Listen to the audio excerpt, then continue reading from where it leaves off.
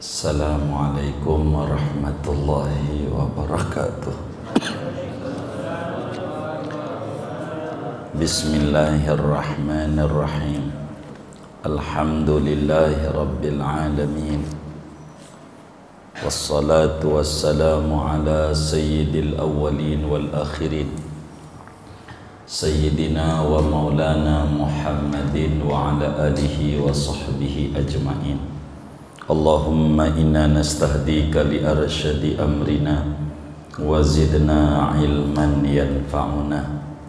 Qala al-imamul muallif rahimahullah wa nafa'ana bihi wa bi barakati ulumih wa ghafara lahu wa li masyaikhihi wa li masyaikhina amin. Babun najasati wa izalatiha. Adapun ini yaitu bab menerangkan tentang najis dan cara menghilangkan najis. Al-hayawanatu kulluha tahiratun. Adapun hewan, seluruhnya hewan yaitu hukumnya suci kala hidupnya, kecuali illal kalba wal hinzira, kecuali anjing, wal khinzira dan babi, wal mutawallida minhuma dan anak-anak daripada anjing dan babi, au min ahadihima atau daripada salah satu anjing dan babi. Wallahu a'lam bishawab. Segini kita bedah. Saudara-saudara sekalian yang mulia, perlu diketahui bahwa tujuan daripada kajian bersuci ada 4. Maqasidut taharah arba'atun. Tujuan kajian bersuci ada 4 macam. Pertama, berbicara tentang wudu dan itu sudah. Kedua, kita berbicara tentang mandi, itu pun juga sudah. Ketiga, berbicara tentang tayammum sebagai ganti daripada wudu dan mandi, itu sudah. Keempat, berbicara tentang najis, dan pertemuan ini beberapa pertemuan mendatang juga kita masih berbicara tentang najis. Saudara sekalian, bicara tentang najis, tentu kita berbicara tentang definisi najis, baik secara bahasa maupun secara terminologi agama. Berbicara tentang najis akan berbicara tentang benda-benda najis. Berbicara tentang najis tentu berbicara tentang cara menghilangkan najis. Berbicara tentang najis tentu berbicara ada najis yang dimaafkan, ada najis yang tidak dimaafkan untuk sholat. Berbicara tentang najis, cara menghilangkannya. Berbicara tentang najis itu kadarnya dalam agama beratkah, ringankah, atau pertengahankah. Inilah diantara paparan-paparan kajian kita mulai malam hari ini sampai pertemuan mendatang. Najis, saudara, adalah lawanan suci. Kalau ngaji kita harus tuntas, tidak boleh sepotong. Kalau ngaji suci kita kudu ngaji tentang najis. Ada orang ngajinya bid'ah doang, maka nanti jadi Wahabi. apa Wahabi? Wawasannya hanya bid'ah. Sunnah nggak ngerti. Wahabi apa Wahabi? Apa Wahabi? Wawasannya hanya bid'ah. Jadi ribet urusannya. Harus tuntas apa sunnah, apa bid'ah, apa suci, apa najis. Begitu. Najis, saudara, secara bahasa adalah kullu mustaqdzar, apa saja yang menjijikan. Dalam bahasa namanya najis. Ingus, jijik, dalam bahasa disebut najis. Bahasa apalagi ya, yang dari kuping, yang dari mata, yang dari mulut, apa aja yang menjijikan itu namanya najis menurut bahasa. Namun saudara, najis dalam terminologi agama ada definisi singkat, ada definisi panjang. Yang singkat adalah kullu mustaqdharin yamna'u sihhatas salati. Yang namanya najis adalah tiap-tiap benda yang menjijikan, yang dapat menghalangi kesahan solat. Apa saja yang menjijikan, yang membuat solat tidak sah bila badannya, pakaiannya, atau tempatnya berkenaan benda tersebut. Itu disebut najis. Orang ingusan karena pilek, bukan pileg. Kalau pileg pilihan legislatif, pilek, ingusan. Kalau orang ingusan, solat sah, berarti walaupun jijik tidak najis, tidak najis. Keringetan, keringat jijik juga sih, tapi solat keringetan sah, berarti keringat tidak najis. Baju yang kena keringat kita pakai solat, solatnya sah, berarti dia tidak najis. Begitu.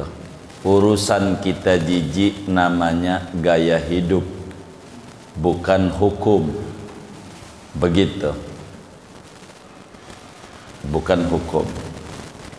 Sebab kalau jijik sama dengan najis, nanti kita nggak bakal makan di pinggir, di pasar. Kadang ada laler segala macem, kita mau makannya aja jijik, berarti najis. Nggak begitu agama. Jadi pokoknya apa aja yang menjijikan, yang membuat sholat tidak sah, itu namanya najis. Adapun definisi najis yang paling panjang adalah kullu ainin haruma tanawuluha.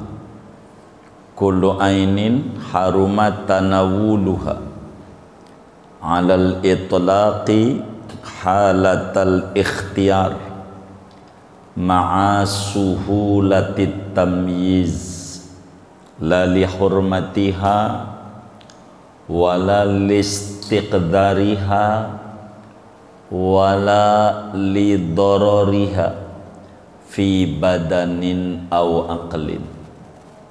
Imam Bajuri di dalam Hasyiatul Bajuri menjelaskan tentang definisi najis yang paling lengkapnya. Apa tuh najis? Tiap-tiap benda yang haram dimakannya, yang haram dimakannya secara mutlak, mau dikit mau banyak, dalam keadaan normal, bukan kepepet karena kelaparan, di gunung ada bangkai, itu dimakan boleh, cuman karena kepepet najis, mau najis saja, cuman boleh karena darurat. Jadi tiap benda yang haram dimakannya secara mutlak dalam keadaan normal disertai gampang memisahkannya.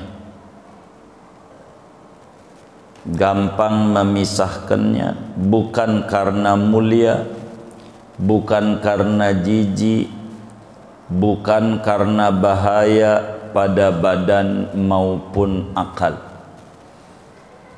Jadi najis benda, ingat benda. Kalau angin kentut itu bukan benda namanya, walaupun angin disebutnya bukan benda. Saudara kentut, maka kentut tidak najis. Jangan cebok, apalagi habis makan ubi celembu 7.000 sekilo begitu, cebok mulu habis air begitu.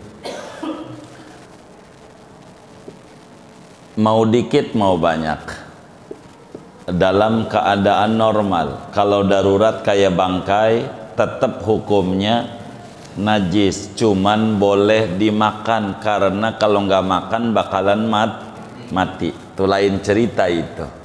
Darurat dan mudah dipisahkan. Kalau yang nggak bisa dipisah kayak pete ada ulernya, ada uletnya pete. Tahu pete nggak? Bau nggak tuh?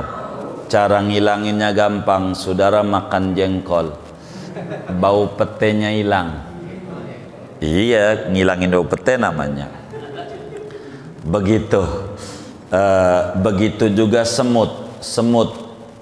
Ini teh manis, ada semut mati. Ya gimana ya? Kan kita nggak mungkin jagain teh manis, kagak kerja kita. Ada semut mati, buang aja semutnya, minum tehnya boleh. Begitu, boleh yang kayak begitu. Yang penting jangan sampai semutnya dapat narohin. Ada semut mati di meja, biar ada gurih. Nah, itu sih ada unsur sengaja. Tetap itu najis kalau begitu, karena ada ulah kita. Begitu. Bukan karena mulia. Manusia nggak boleh dimakan. Sebab mulia, nggak boleh. Begitu. Kenapa manusia dimandikan? Emang najis? Bukan, tapi mulia. Manusia suci walaupun udah mati. Bukan karena jijik kayak mani ini jijik, nggak boleh kita makan. Orang bersetubuh oral seks begitu, maka kemudian makan mani haram karena jijik, tapi maninya tetap suci, tapi nggak boleh dimakan karena jijik. Bukan karena bahaya pada badan ama akal. Jadi seperti ganja bahaya, tapi bendanya ganja suci. Kenapa nggak boleh dimakan? Karena bahaya. Begitu, bahaya. Begitu juga beling nggak boleh kita makan. Kenapa? Bahaya. Najis dong? Enggak boleh dimakannya karena bahaya. Begitu. Itu kuda lumping, jangan tanya itu yang kayak begitu. Jangan ditanya. Gimana sedali? Iya, makannya beling, jangan ditanya. Begitu. Tapi kawan saya banyak di majelis kita ini yang makan keji bling. Nah, itu mau obat daripada kencing biar lancar, jangan prostat. Ini namanya definisi najis, saudara.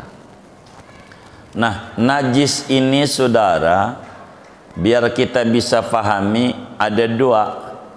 Ada najis maknawi, ada najis batin, ada najis lahir.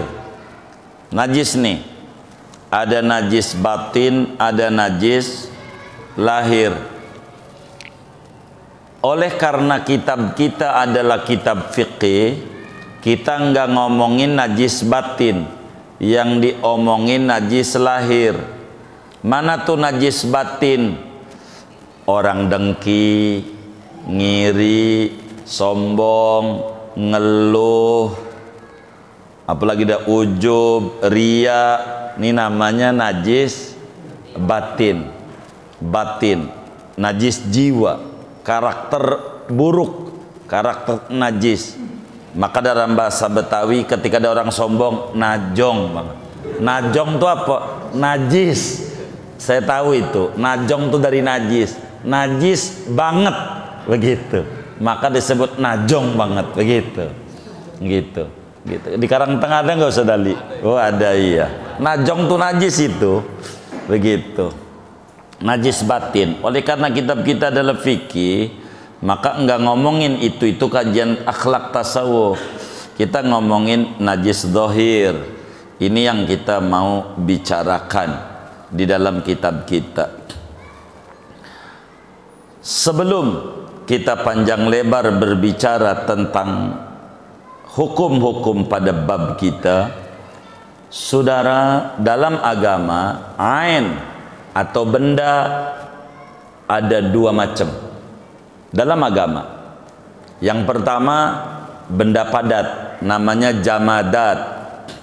Benda padat kayak batu begitu, kayak kopi, itu namanya jamadat. Ada kopi luwak, kopi luwak. Apa tuh kopi luwak? Kopi yang dimakan oleh luwak lalu tuh namanya biji kopi itu jamadat, benda padat, tapi masuk dalam perut luwak, ini tetap suci, namanya mutanajis, benda suci terkena najis. Karena kopi luwak ini keras kopinya, bijinya. Jadi saudara dibersihin itu kotorannya, udah tinggal biji kopinya aja, udah bijinya kopinya aja, saudara ya jemur, goreng, boleh dimakan, dikonsumsi. Maka disebut kopi luwak. Boleh-boleh aja, nggak apa-apa. Luwak nggak pernah baca ratib, luwak nggak pernah juga baca Quran, nggak pernah baca dalail, baca sholawat juga nggak. Luwak. Bagaimana kalau kopi yang punya luwak? Jadi yang punyanya makan, yang punyanya yang baca ratib nih, ditelen tuh Ustaz Ali, dibersihin, jemur, goreng, tumbuk, namanya kopi yang punya luwak, bukan kopi luwak, kopi yang punya luwak. Boleh, yang kagak baca ratib aja boleh,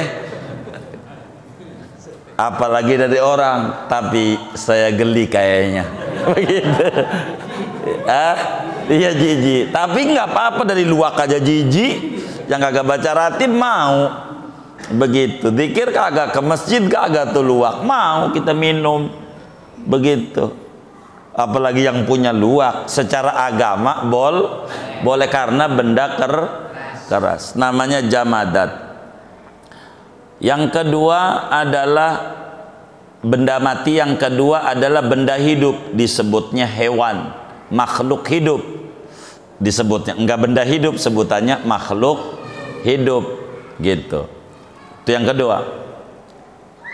Nah, kita baru tahu setiap benda padat hukumnya suci. Benda padat hukumnya suci. Kenapa? Karena Allah Subhanahu wa ta'ala ciptakan itu benda untuk kemaslahatan dan kemanfaatan manusia. Benda padat nggak apa-apa, saudara, makan datoh boleh begitu. Yang benda padat itu udah suci. Di dalam Al-Quran pada surat Al-Baqarah, Allah Subhanahu wa ta'ala menyatakan, huwallazi khalaqalakum ma fil ardi jami'a. Dialah Allah yang menciptakan bagi kalian apa saja di muka bumi ini. Boleh. Makanya rokok tuh, benda padat tuh, tembakau. Boleh, benda padat. Begitu, rokok tuh, begitu. Enggak apa-apa dia. Yang kayak begitu boleh. Begitu. Enggak haram. Ya dilihat. Begitu. Kalau belinya duitnya dapat nyolong, hukumnya ya haram. Begitu. Kayak begitu. Jadi dilihat. Begitu. Pokoknya benda padat.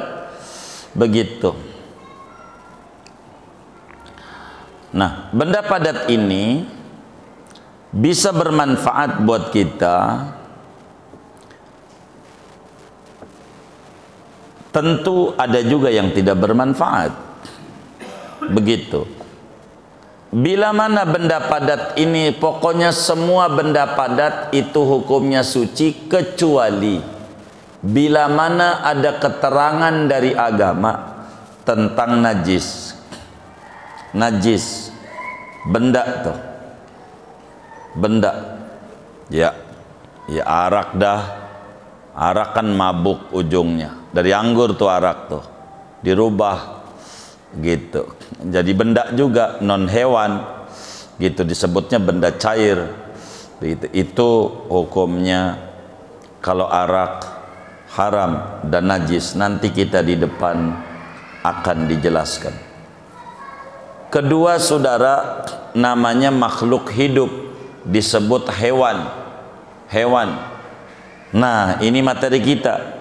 Al hayawanatu kulluha tahiratun. Hewan, saudara, binatang, kala masih hidupnya, semua binatang waktu masih hidupnya hukumnya suci. Saudara punya gajah, pegang gajah, nggak apa-apa. Habis itu sholat, boleh aja. Tapi gajahnya ada tinjau orang, nah itu namanya faktor lain. Jadi semua binatang kalau masih hidupnya hukumnya suci. Begitu kata kitab, al hayawanatu kulluha tahiratun. Binatang, mau yang dimakan dagingnya kayak kambing, unta, kebo, sapi, begitu. Tahu sapi enggak? Iya, itu hasil penelitian dokter, tidak mengandung kolesterol. Tapi sapi mengandung anaknya. Mengandung apa? Bener enggak? Iya, mengandung anaknya. Dari dulu ya. Dari dulu. Jadi itu dimakan. Mau yang enggak dimakan dagingnya, kayak kucing, begitu, gajah, macan gitu, singa, begitu. Itu suci waktu masih hidup. Kecuali hewan-hewan yang dikecualikan oleh agama, dengan mana agama hukumi najis walaupun masih hidup. Yang mana tuh?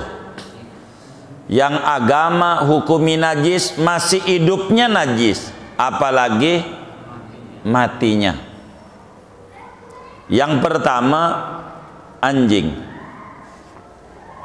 Anjing ini sama agama dihukumi najis walaupun masih hidup.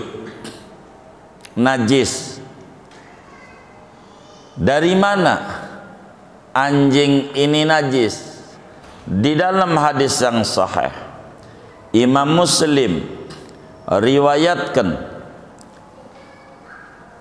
di dalam Sahih Muslimnya, kata baginda kita Nabi besar Muhammad sallallahu alaihi wasallam bersabda, kata Nabi, tahuru ina'i ahadikum idza walagha fihil qalbu an yaghsilahu sab'a marratin ihdahunna bitturab.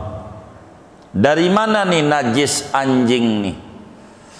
Dalam hadis Nabi menyampaikan cara mensucikan wadah seorang kamu, ember, gelas, baju apa aja dah gitu, wadah seorang kamu bila dijilati anjing kudu dicuci 7 kali, salah satunya dicampur debu. Kata Nabi, cara mensucikan wadah seorang kamu bila dijilati anjing yaitu dicucinya 7 kali, salah satunya dicampur debu tanah. Ini enggak ngomong Nabi mana najis-najisnya, enggak ada ngomongin najis. Begini, inilah cara memahami hadis. Jadi saudara, benda itu kudu disiram, kudu dicuci. Ada 3 kemungkinan. Kenapa harus dicuci? Ada 3. 1, karena mulia. 2, karena hadas. 3, karena najis. Ini yang kudu dicuci. 3 doang. Mulia, hadas, najis. 3. Manusia mati kudu dicuci, namanya dimandikan. Kenapa? Mulia. Mulia. Orang habis bersetubuh kudu mandi. Kenapa? Mulia. Kenapa? Hadas. Karena hadas besar. Orang kentut kudu dicuci wajahnya, tangan, kaki gitu. Penyebabnya karena hadas. Dicuci bisa karena mulia, bisa karena hadas. Ketiga, bisa karena najis. Kita ngomongin wadah yang dijilat anjing, kata Nabi. Wadah itu kudu dicuci. Kira-kira ember tuh mulia enggak? Ember? Enggak ada hubungan mulia sama kagak ember. Kedua, ember kira-kira berhadas enggak? Enggak lah. Kalau berhadas kagak mulia kagak, kenapa Nabi suruh cuci itu wadah yang dijilati anjing? Nah, anjing itu najis. Najis. Tapi kan Nabi ngomongnya dijilat. Dijilatin. Begini. Anjing itu binatang yang tidak memiliki kelenjar keringat. Enggak kayak manusia, anjing. Dia binatang yang enggak memiliki kelenjar keringat.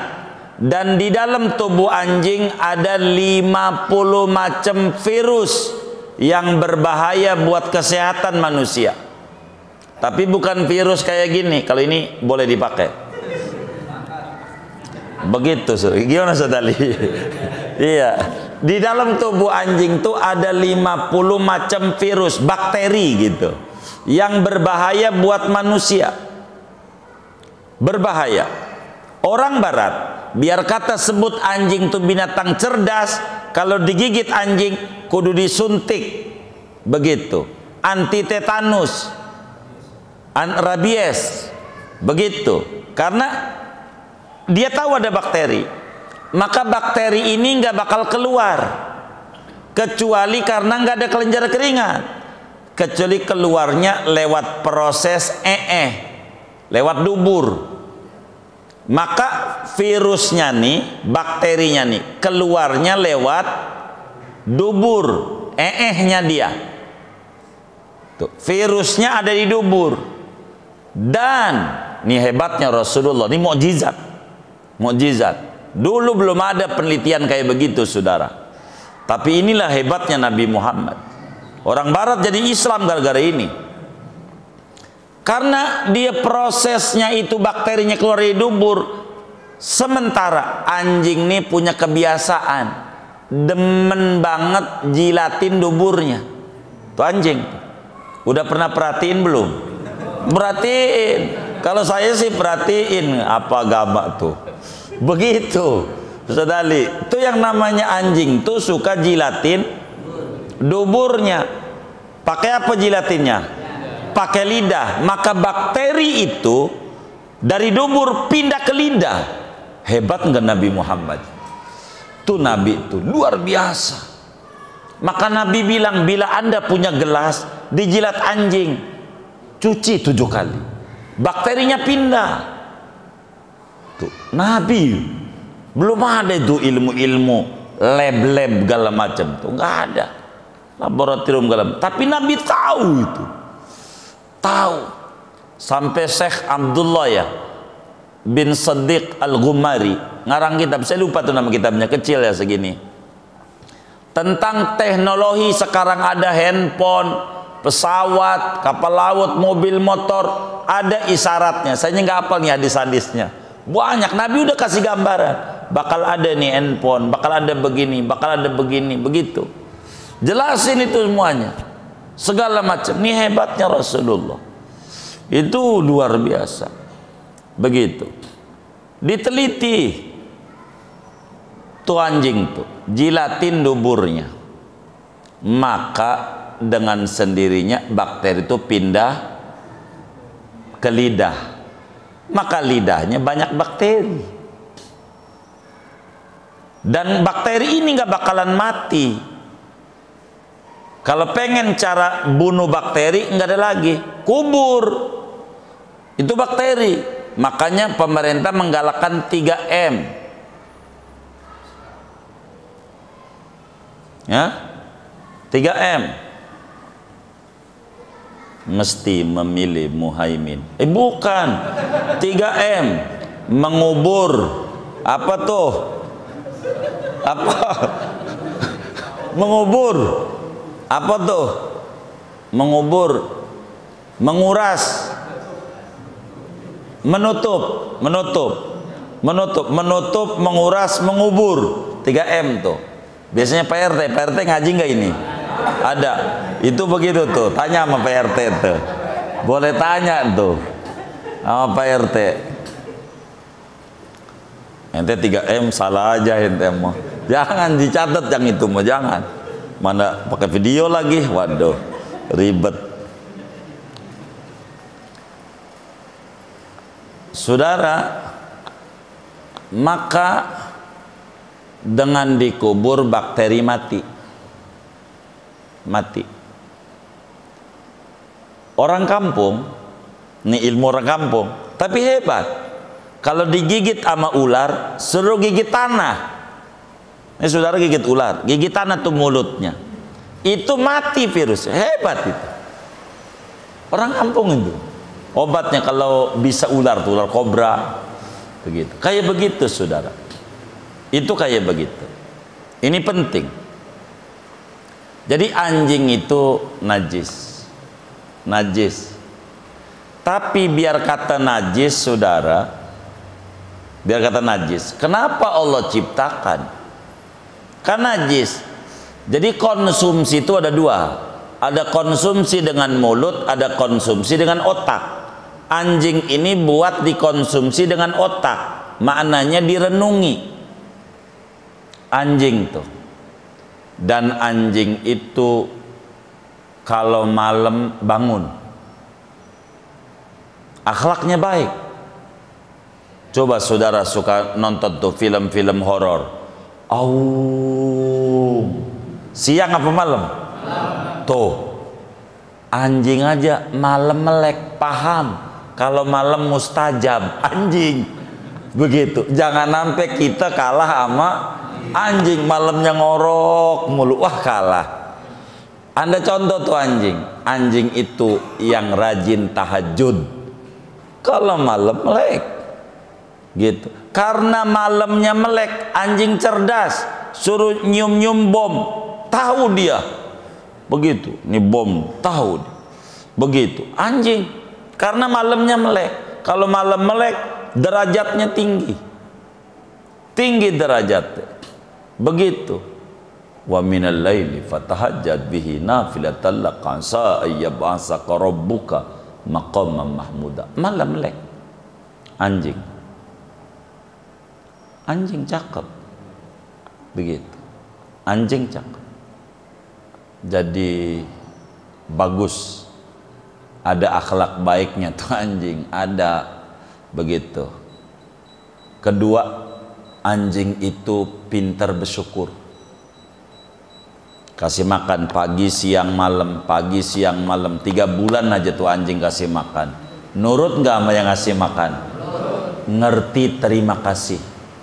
3 bulan doang. Pertanyaannya, kita udah dikasih makan sama Allah udah berapa bulan? Hah? Ya Allah, udah berbulan-bulan, bertahun-tahun. Ono anjing 3 bulan doang dikasih makan, nurut sama yang ngasih makan. Kalau kita yang bertahun-tahun dikasih makan sama Allah, orang nurut sama Allah, kalah derajatnya sama anjing. Dan masih banyak lah kalau saya dongengin, karena kita bukan kajian filsafat, kajiannya hukum masalahnya. Jadi nanti urusan ngaji akhlak baru saya panjangin. Ada 10. Syekh Nawawi Al-Bantani tulis tuh dalam Kasifatus Sajat tuh, akhlak baik anjing yang mesti hamba Allah ambil. Begitu, namanya dikonsumsi pakai otak, pelajari. Oh, hebat itu, begitu, hebat.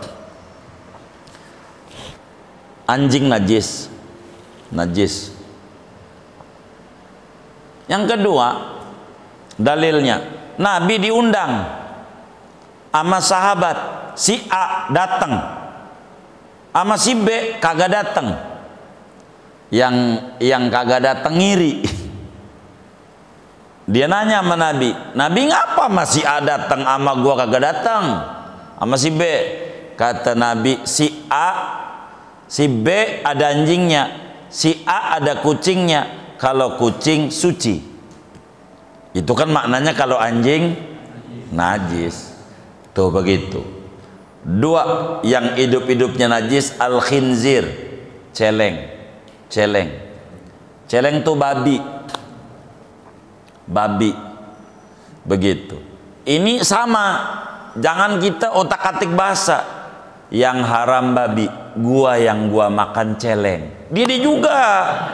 Itu namanya ngakal-ngakalin. Yang kayak begitu. Sama. Babi itu najis. Quran bilang, hurrimat alaikumul maitatu waddamu walahmul khinzir. Diharamkan atas Anda bangkai, darah, daging babi. Berarti yang haram dagingnya, otaknya boleh, kakinya boleh, kakinya kan daging. Ini namanya kagak paham. Yang kayak begini kagak paham.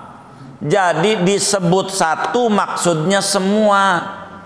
Yang disebut daging babi maksudnya muanya. Apanya aja haram najis, apanya aja. Tapi kok disebut satu?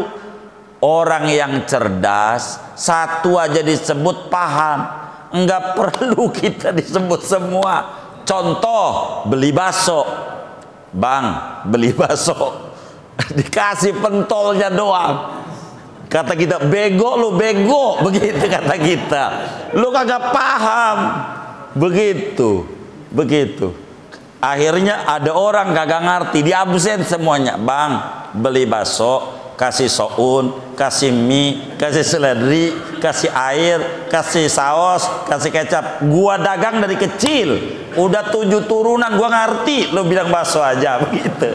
Jadi nggak perlu disebut semua, disebut dikit maksudnya semua.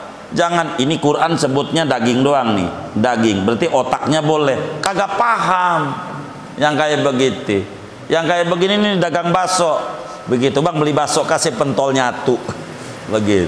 Bego lu, bego, begitu. Ya kalau ngomong bakso kasih mangkok, kata dia, kasih air, kasih ini.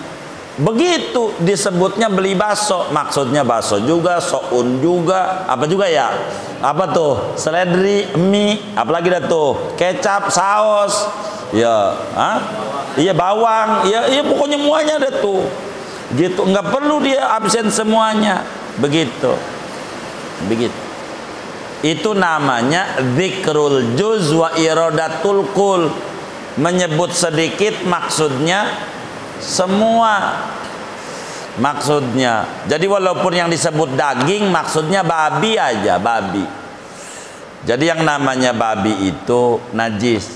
Dan najisnya babi itu bukan pada umat Nabi Muhammad aja, dari dulu semua nabi-nabi yang namanya babi itu haram dan najis. Di Injil aja ada tulisan nih, jangan kau sentuh daging babi, jangan kau sentuh babi, dan jangan kau makan dagingnya sebab ia haram bagimu. Di Injil tuh ada tulisan begitu.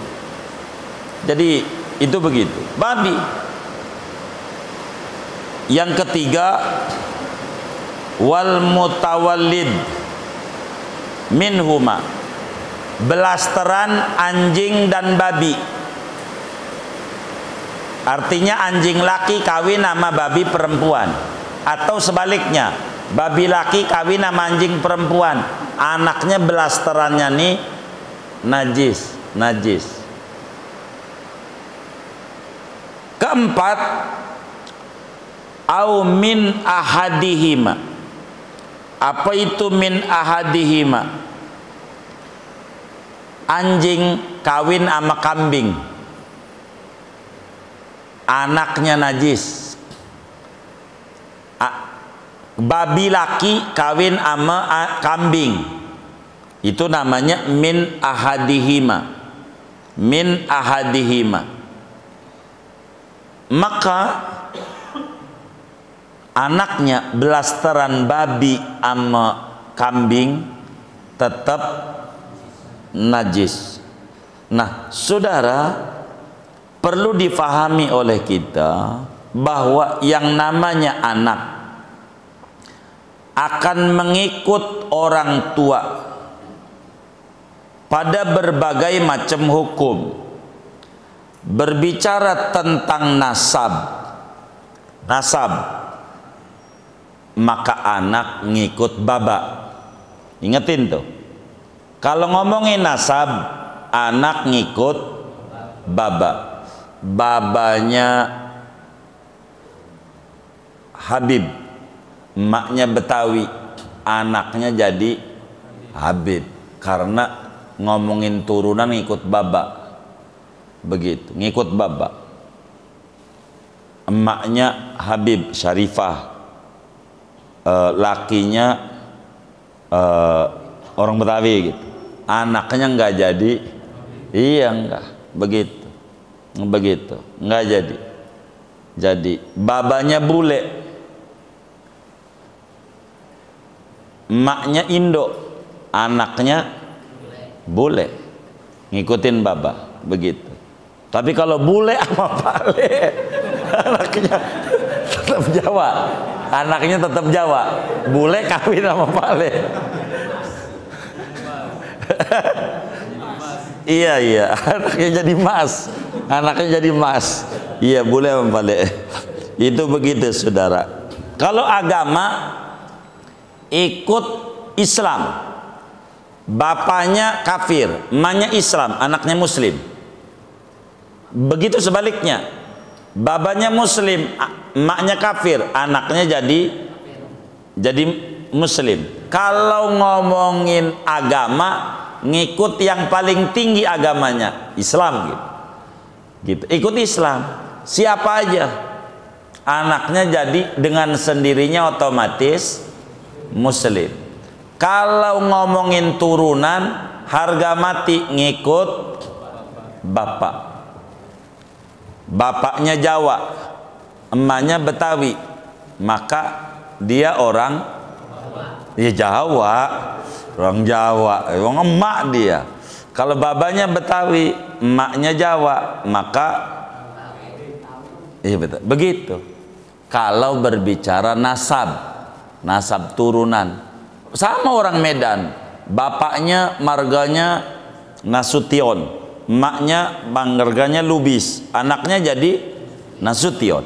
Begitu, begitu. Orang Mandailing, Mandailing Natal, Madinah, itu begitu. Kalau berbicara tentang najis, maka ikut yang terendah. Ngomongin najis, kambing kawin sama anjing, anaknya najis, bin anjing. Nah, gitu. Iya Ustaz Ali. Kalau ngomongin najis, ikut yang terendah. Ngomongin zakat, ikut yang terendah. Begitu. Sapi kawin sama kambing, anaknya ngikut kambing, zakatnya nggak ngikut sapi. Yang terendah. Sapi kawin sama kuda, nggak zakat, karena kuda nggak zakat. Walaupun kakinya 4, korban nggak jadi ya pakai kuda, korban. Begitu. Itu berbicara daripada najis. Najis itu seperti itu di dalam aturan agamanya. Singkatnya, balik lagi, hewan selagi masih hidup hukumnya suci, kecuali 4: 1 anjing, 2 babi, 3 belasteran anjing dan babi, 4 belasteran anjing atau babi kawin dengan hewan yang suci. Yang suci itu semuanya hukumnya najis. Najis. Tuh begitu. Najis. Liurnya bagaimana liurnya? Dari hewan. Liurnya hewan. Iler. Bila mana hewan itu dimakan dagingnya, maka ilernya suci.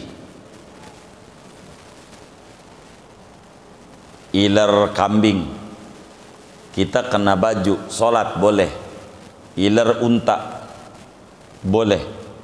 Ilernya, begitu. Iler unta, iler sapi, kan suka gayem. Iler, keluar tuh cairan dari mulutnya, ngikuti dagingnya, dagingnya suci. Daging sapi, maka ilernya juga suci. Suci. Ilernya itu suci. Ilernya. Manusia, ilernya. Bagaimana? Suci apa najis? Oh, suci. Iya, tapi bau ya itu urusan lain. Begitu, baju ente kena iler bawa sholat boleh, subuh biasanya subuh, ya gitu, bener nggak? Iya, begitu. Kalau tinjanya bagaimana tinjaknya?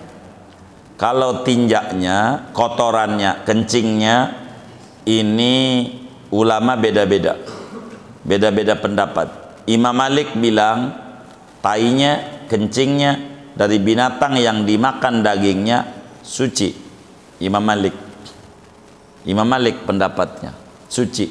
Saudara biasanya makan ikan peda, dikasih pete lagi pedanya, begitu kan gede, ada tainya di dalamnya. Kata Imam Malik suci, udah makan. Begitu. Kata Imam Syafi'i najis, ikannya gede.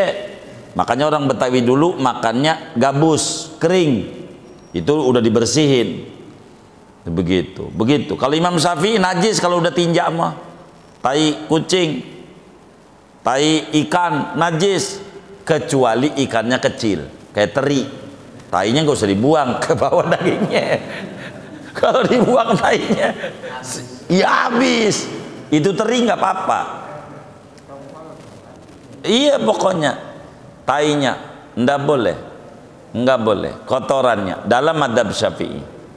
Jadi karena ada madzhab Malik saudara ringan, suka makan nasi goreng, mana telurnya nggak dicuci, sunat tuh sebelum digoreng telurnya dicuci dulu. Mana kagak dicuci, mana ada campur lagi taruh bebeknya, martabak. Tadi habis makan martabak tuh ada telurnya begitu. Telurnya itu ada di kulitnya, ditotok mana jatuh lagi ke minyak. Untung ada madzhab Malik. Kata madzhab Malik, ya ada makan boleh dah. Kalau madzhab Syafi'i najis. Madzhab Syafi'i tainya nih najis. Kalau madzhab Malik mengukur, mengkias pada iler, pada liurnya. Tuh begitu. Lalu kemudian saudara, bagaimana kalau bangkai? Tadi kan hewan hidup. Karena hewan ada yang hidup, ada yang mati. Bagaimana kalau bangkai? Wal maitatu kulluha najisatun. Bangkai, apa tuh bangkai? Binatang yang mati tanpa proses penyembelihan syar'i, namanya bangkai. Begitu. Bangkai kulluha najisatun. Yang namanya bangkai yakni hewan yang mati tanpa proses penyembelihan syar'i, tanpa proses penyembelihan syar'i. Yang namanya bangkai semuanya hukumnya najis. Jadi binatang yang hidup kalau udah mati namanya bangkai.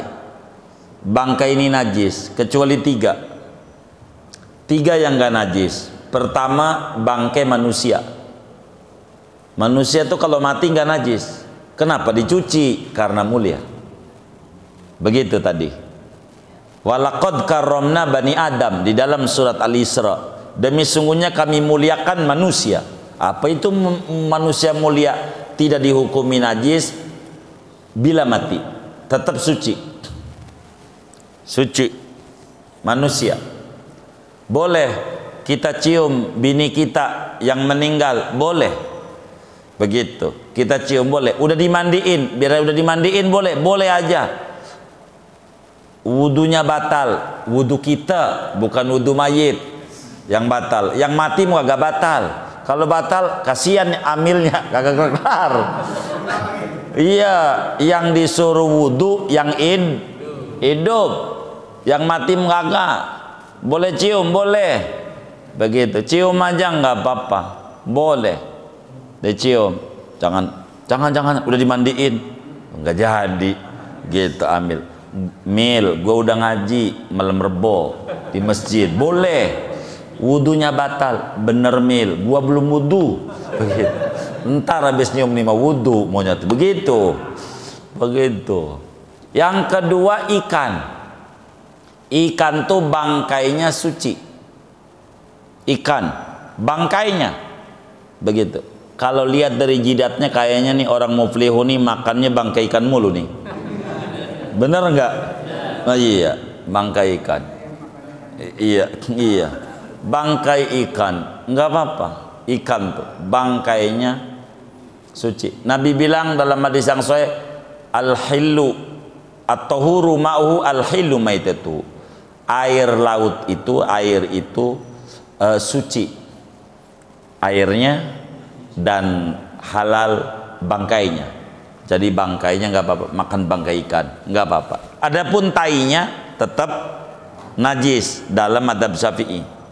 Madzhab Malik tadi sama tuh, tainya begitu. Kecuali ikan kecil tadi dimaafin kalau ikan asin. Begitu. Ikan, kata Nabi, uhillat lana maitatani, dihalalkan bagi kita dua bangkai. Salah satunya as-samak, ikan itu halal bangkainya, ikan. Belut bagaimana? Belut sama ikan, walaupun rupanya rupa ular, boleh dimakan belut, halal. Ada ulama besar dari Betawi, dari Bogor, Syekh Mukhtar Atarid, ngajar di Makkah, ngarang kitab namanya Al-Belut. Di Arab nggak ada belut, Orang kata haram, enggak. Belut halal. Boleh kita makan belut. Boleh, boleh makan belut. Halal. Sampai di karang panjang lebar. Belut, enggak apa-apa. Boleh dimakan. Ketiga, wal jarod, balang. Balang kayu biasanya. Suka dirawa-rawa. Gitu. Dulu ada di sini banyak dulu sedali. Oh iya, boleh. Begitu. Di Jawa suka dibikin peyek balang. Di Jawa, Jogja tuh, Jimul tuh. Begitu. Kalau laron jangan laron. Ini mau peyek laron lagi. Jangan. Begitu, hasarot masuknya. Kalau balang boleh balang. Balang doang. Ini bangkai. Bangkainya boleh. Ikan bangkainya boleh dimakan. Begitu. Begitu. Selebihnya yang namanya bangkai najis. Begitu. Kalau disembelih proses syar'i nggak disebut bangkai. Kambing dipotong, urat makanan, urat napasnya putus. Itu namanya nggak bangkai. Enggak. Bangkai itu kalau prosesnya tidak syar'i. Itu disebut bangkai. Segitu tuh materi kita. Wallahu a'lam bishawab. Segini aja. Ada yang ditanya mungkin dari materi ini atau di luarnya sebelum doa, silakan. Wallahu a'lam. Baik.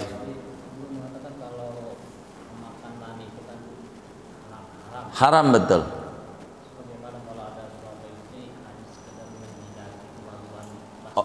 Iya, baik. Jadi disebut oral sex namanya. Oral itu kan mulut ya, bahasa Inggris ya. Begitu, oral sex. Bagaimana dia? Ya dia kalau di dalam hukum Islam ini ada dua sebetulnya. Ada ulama mengatakan boleh saja. Sebab yang orang tuh boleh saja.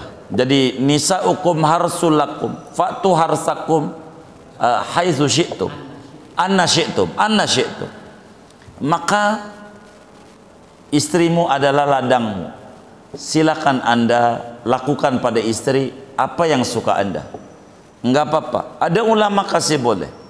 Tapi ada ulama ini termasuk daripada hal-hal yang menjijikan.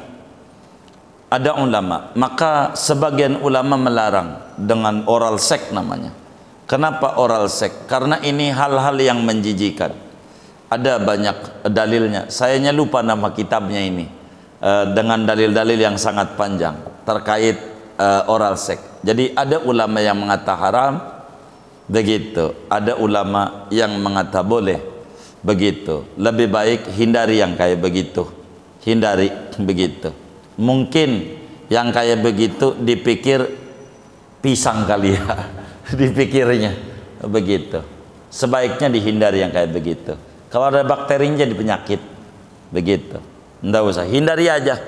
Begitu, hindari. Tapi kalau dia kemudian termasuk orang yang kayak begitu ya masih ada kiainya. Tapi kebanyakan ulama tidak kasih oral sex itu, nggak dikasih. Kebanyakan ulama.